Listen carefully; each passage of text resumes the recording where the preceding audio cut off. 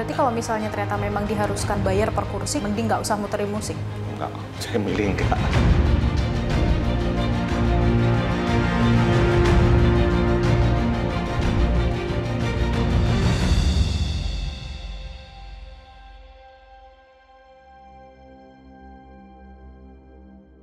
Es kopi susunya satu ya Mas ya? Pemirsa, lagi-lagi royalti musik jadi perbincangan hangat di tengah masyarakat. Tapi kali ini bukan musisi versus musisi, tapi kafe, restoran yang biasanya memutarkan lagu-lagu ini juga kena imbasnya karena harus membayar royalti. Lalu bagaimana peraturan terkait royalti dan bagaimana nasib kafe-kafe yang kini berubah menjadi hening serta para musisi baru yang membawakan lagu milik para musisi lainnya? Ikuti penelusuran kami. Jadi berapa Mas? Jadi 20-an. Oke. Royalti musik masih jadi polemik hingga kini. Pemilik kafe, resto, dan usaha lain ikut kelimpungan. Sebab kini pemutaran musik menggunakan aplikasi juga dikenakan royalti. Tim Metro TV mengunjungi salah satu kafe di Jakarta Timur. Kami bertemu Diki, pemilik kafe yang memilih bermain aman dengan tidak memutarkan musik jika aturan royalti sudah jelas. Sampai hari ini sih masih ya, anak-anak masih ada setel. Jadi intinya kita peraturan kalau memang itu wajib dari pemerintah sendiri, yang penting jelas itu, ya kita taat gitu peraturan gitu. Jadi balik lagi, kalau memang ternyata itu harus bayar ya kita nggak masalah lah, kita nggak harus setel musik di sini gitu. Berarti kalau misalnya ternyata memang diharuskan bayar per kursi, kalau kafe kan 120.000 per tahun ya. Iya. Berarti kalau Mas Diki lebih memilih untuk mending nggak usah muterin musik? Enggak, saya milih enggak.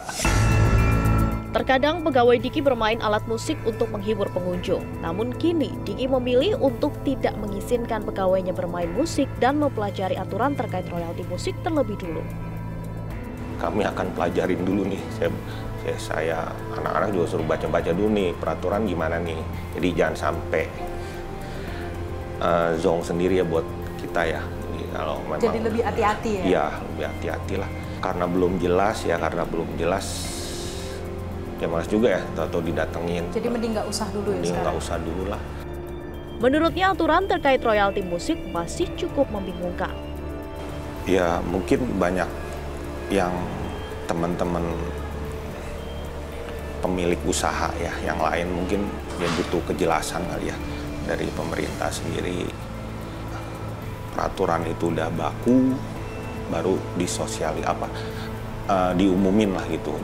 Kalau mungkin sekarang ini kan biar rame dulu, dites dulu ya. Kalau rame ntar berubah lagi. Ya kita namanya usaha, kalau ada peraturan yang bersinggungan dengan usaha kita kan juga sebagai pemilik usaha juga kadang kan ketar-ketir juga gitu. Kami juga berbincang dengan Eko, musisi yang terkadang membawakan lagu milik musisi lain saat tampil. Eko dan teman-temannya kini memilih memainkan lagu dari musisi yang sudah belak-belakan mengizinkan lagunya untuk dimainkan secara umum. Mungkin jadi pertimbangan lah untuk membawakan lagu-lagu orang, lagu-lagu musisi lain. Ya selain kita tidak mau ribet juga, ya kita mungkin akan membawakan lagu-lagu yang aman lah, yang memang udah dikasih izin untuk membawakan. Sebagai musisi, Eko berharap agar aturan royalti bisa segera terang. Harapannya ya akur-akur aja lah gitu. Memang ini menyangkut dengan finansial seseorang. Ya kita juga harus menghargai orang lain, karena karya itu kan juga diciptakan nggak gampang, dengan berbagai macam pertimbangan, dengan modal juga, waktu dan finance dari orang itu sendiri. Ya semoga sih ada jalan tengahnya, dan undang-undang ini juga tidak terlalu mengikat lah. Maksudnya ini juga sebagian dari promosi dari musisi-musisi tersebut, band-band tersebut, karena ya tanpa orang lain menyanyikan atau orang lain yang mendengarkan di satu tempat secara beramai-ramai ya, itu kan juga bisa menentukan ambience yang didapat. Meski sejumlah musisi dengan lantang berisik menuntut royalti musik yang merupakan hak mereka, Musisi lain justru mempersilahkan lagunya diputar maupun dimainkan secara bebas tanpa perlu pusing memikirkan royalti. Sebut saja Ariel Noah, Ryan The Massive, Charlie Van Houten hingga Raja Dangdut Rhoma Irama. Di sosial media mereka belak-belakan untuk mempersilahkan masyarakat menggunakan lagu-lagunya tanpa perlu memikirkan royalti. Lalu sebenarnya bagaimana aturan pembayaran royalti musik? Di tengah polemik aturan terkait royalti yang membuat kafe dan juga resto saat ini sunyi, sebenarnya bagaimana pemirsa penghitungan atau pembayaran royalti? Kalau kita lihat alur pembayaran royalti musik, jadi dari penyelenggara acara atau tempat ini membayarkan royalti kepada LMKN atau Lembaga Manajemen Kolektif Nasional yang kemudian akan diberikan kepada musisi atau pemilik lagu. Nah, ini adalah besarannya. Jadi setiap tempat, setiap acara memiliki besaran royalti yang harus dibayarkan berbeda-beda mulai dari Rp60.000. Tapi kalau kita lihat tarif royalti yang harus dibayarkan oleh kafe ini kepada pencipta sebesar Rp60.000 per kursi per tahun dan royalti hak terkait sebesar Rp60.000 per kursi per tahun. Jadi yang harus dibayarkan adalah Rp120.000 per kursi per tahun. Tapi kalau kita lihat contoh penghitungannya, misalnya dalam sebuah kafe ini memiliki 100 kursi, sementara okupansinya dalam 1 tahun adalah 50 kursi. Nah, yang dihitung adalah 50 kursi, kemudian dikali Rp120.000. Nah, royalti ini, besaran ini harus dibayarkan minimal 1 kali dalam 1 tahun. Kemudian bagaimana cara untuk membayarkan atau melihat penghitungannya? Nah, kalau kami lihat dari website LMKN, yang pertama, ini mengunjungi laman kalkulator lisensi LMKN, kemudian kita pilih kategori pengguna musik atau lagunya, ada bioskop, hotel, karaoke, konser musik, dan sebagainya. Kemudian pilih subkategori, kemudian masukkan rata-rata tingkat okupansi kursi per tahunnya. Nah, ini yang digunakan sebagai dasar penghitungan dari royalti musik. Kemudian tekan tombol hitung.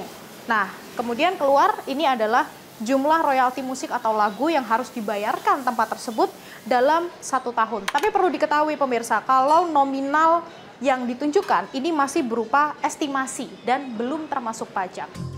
Ketua Lembaga Manajemen Kolektif Nasional LMKN Dharma Oratmangun menyebut besaran royalti di Indonesia merupakan yang paling kecil dibandingkan negara-negara lain. Meski rendah, Maulana Yusran, Sekjen PHRI menyebut kalau resto dan kafe tak menjual musik, maka aturan baru terkait royalti mengharuskan pengusaha untuk menghitung kembali pengeluaran dan pendapatan dari sisi bisnis.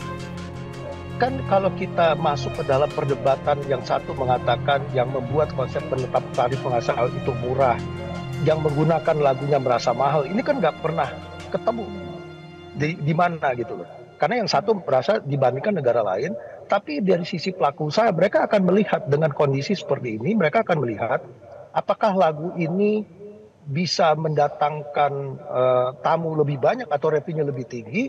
Itu menjadi pertanyaan ke depan nanti, Mbak. Karena biasanya mereka mutar lagu itu bukan bagian dari investasi usahanya. Sebenarnya konsep mereka karena mereka tidak menjual lagu. Seperti restoran kan menjualnya makan minum, bukan lagu.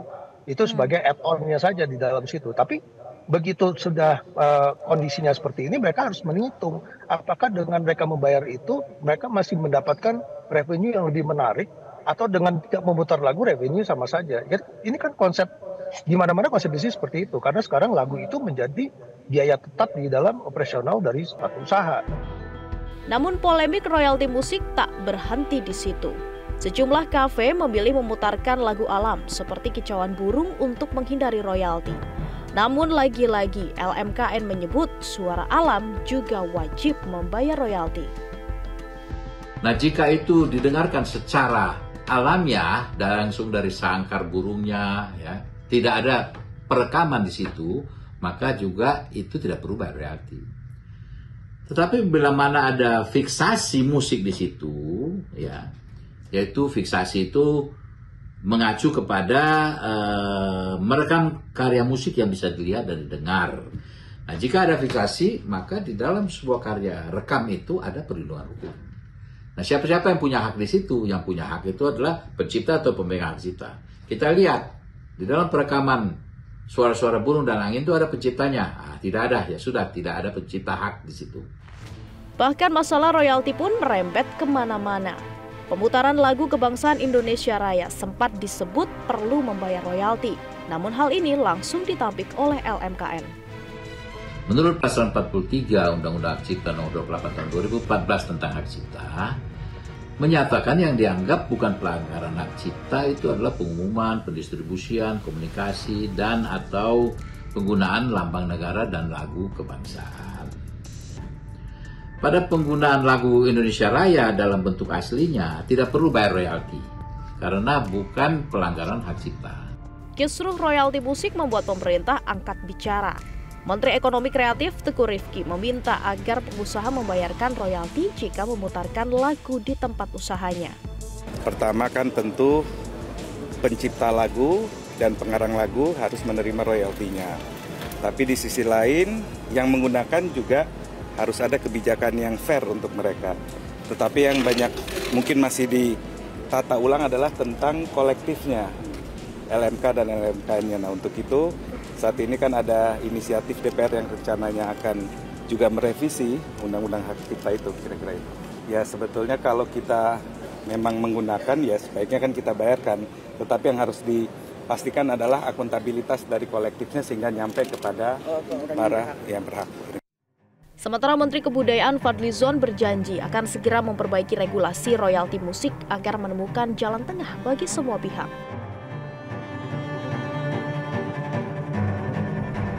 Kini sejumlah kafe hening, memilih menjauh dari berisik agar tak tersandung royalti musik yang dinilai masih ambigu.